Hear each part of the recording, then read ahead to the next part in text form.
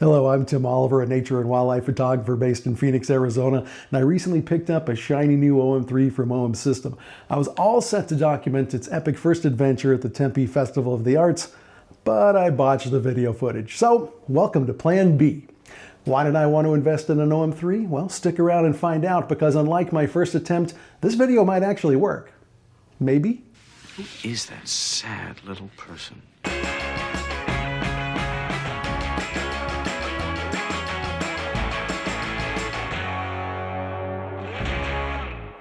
You know, I honestly thought I could pick up my DJI Pocket 2 and just go out and start recording after not touching it for almost a year.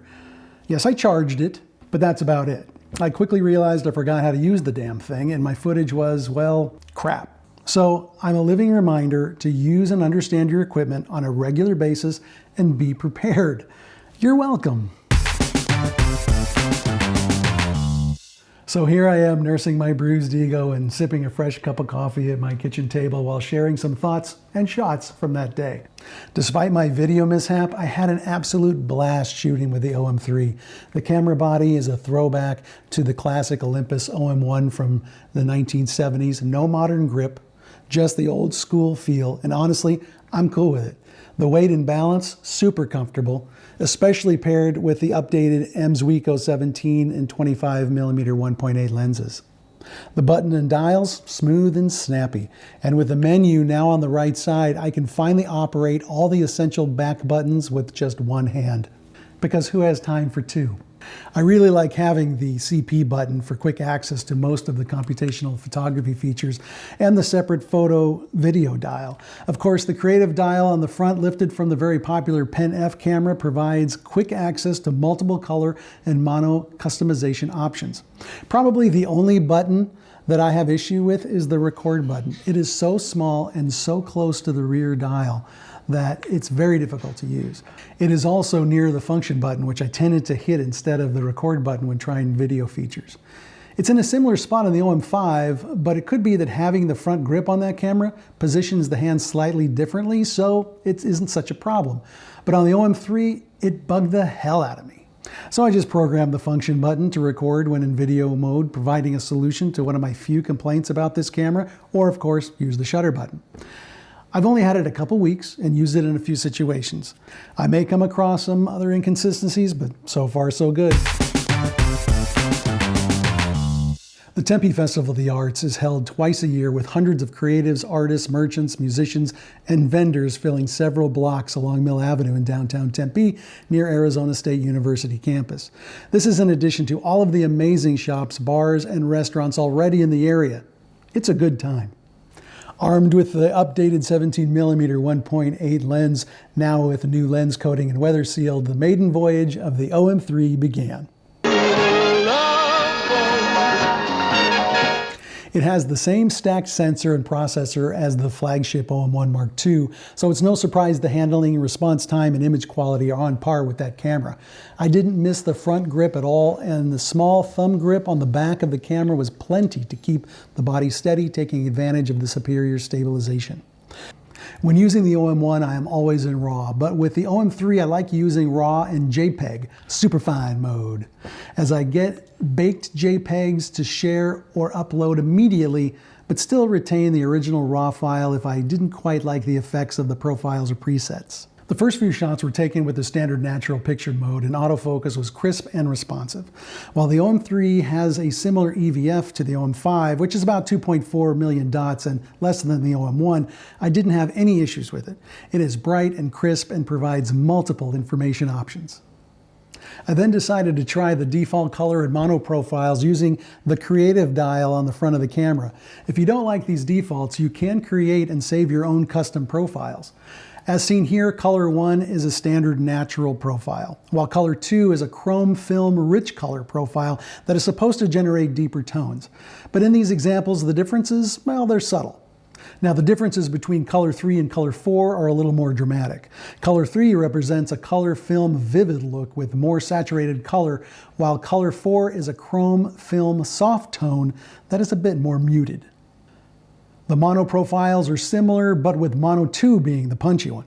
As seen here, mono 1 provides a standard monotone image, which is the one I like the best out of all four, while mono 2 is bold, dynamic, and very grainy, even though they call it a classic film black and white. Mono 3 is a classic film infrared, which I do want to play with more. And mono 4 provides what OM calls a classic film low contrast profile. Again, the brilliance of this dial is the ability to create and save your own film simulations. I switched between the new 17mm and this 25mm f1.8 lens throughout the day and was very happy with the results. I'm not surprised, as the original lenses were excellent, sharp little workhorses. Now these updated versions have new coating on the front element, metal bodies, and weather sealed. The 17mm is missing the popular manual clutch, but apparently OM couldn't retain this feature and maintain a small form factor. It is a sacrifice I'm willing to make for that IPX-rated weather resistance, and as you can see from the color and quality of these images, these new lenses are fantastic. The Mono 1 profile resulted in some nice black and white captures. Here's a shot taken with the standard natural color profile and the same scene with the Mono 1 profile using the front creative dial. This camera got a lot of looks while walking up and down Mill Avenue.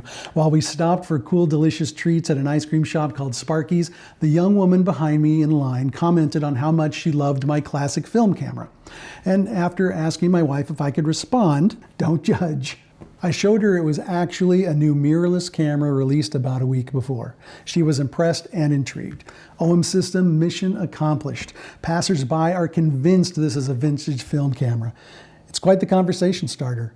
And no, I didn't actually have to ask my wife permission to speak to another woman. No, really, I didn't.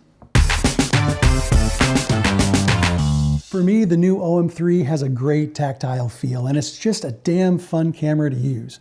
It has a lot of features and excels in most situations. But is it for you? Well, I would say this. If you are primarily a nature and wildlife photographer, especially focusing on birds, the OM-1 or the OM-1 Mark II is the obvious choice. This is not your camera, at least not as a primary body. The OM-3 has the guts of the OM-1 Mark II with a slightly slower mechanical shutter, 6 frames per second versus 10 frames per second in the OM-1, and with long glass it can become a bit unwieldy due to the lack of a front grip. But if you also like travel, street, and macro photography, the OM-3 could be a capable all-purpose backup body. I want it now! If you have an OM-5 or an older OMD model, the OM-3 may be a worthwhile upgrade depending on your budget. If you only shoot nature and wildlife occasionally or not at all, then the stack sensor and the TruePic 10 processor in the OM-3 will result in better images and faster shooting. The CP button makes the computational photography modes more convenient, and the separate video dial does the same for video. Don't get me wrong, the OM-5, which is essentially an improved and rebranded OMD EM5 Mark III, is a great camera, but you'll get improved sensor, processor, IBIS, video, AF, computational photography, and the added creative dial with customizable color and mono profiles with this beautiful OM-3 in an incredible vintage body. Get it over here, buddy. Let's do this. Will the OM-3 make me or you a better photographer? Probably not. That takes time, dedication, effort, practice, research, play, and experimentation. But I think it is a creative tool that will make that journey easier and more enjoyable. If you have the means to handle one of these and try it before you buy it, I highly recommend it. I think you'll fall in love. I did. I am not affiliated with OM System. I'm just a satisfied customer. This is not a sponsored video. I doubt they even know I exist. But I do love the gear. Do you have the OM-3? Do you want one? Are you a travel or street photographer looking for a new creative tool? There are a lot of advantages to the Micro Four Thirds format regardless of the brand or body you choose. Please leave a comment and let's start a conversation. As always, like and subscribe, as I will be posting more videos related to Micro Four Thirds gear, photography, and techniques. And if you like my photos, check out the 2 Instagram accounts listed in the description. Just get outside and create. Earth is art. Be the artist. Take care.